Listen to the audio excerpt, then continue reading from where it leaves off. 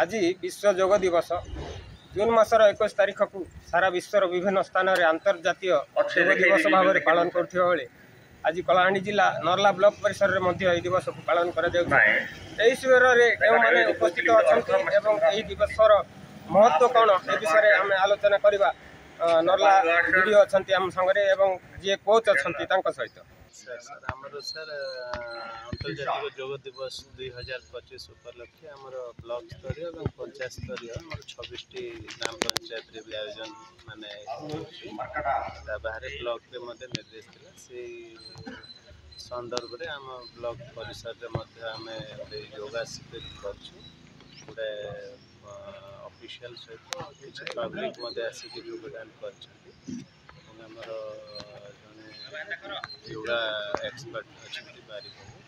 निमंत्रण कर गाइडेंस रे योगा आम जो इंटरनेशनल योग डे अच्छे पालन कर तो यह समाज को माने जनवाक चाहूँगी यहाँ दीर्घ 10 वर्ष है कार्यक्रम होगा द्वारा शरीर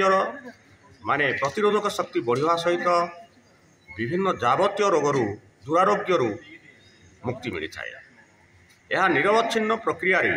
डेली 45 मिनट जदि करा जाए जड़े सबुदिन सुस्थ एवं निरोग निहाती भाव में आप देखुले योग द्वारा शरीर सुस्थ रुहे से प्रत्येक मनीष नियमित योग करंतु एवं सुस्थ रुहंतु। कलाहांडी जिला नर्ला ब्लॉक परिसर जगतराम साहू बड़ खबर।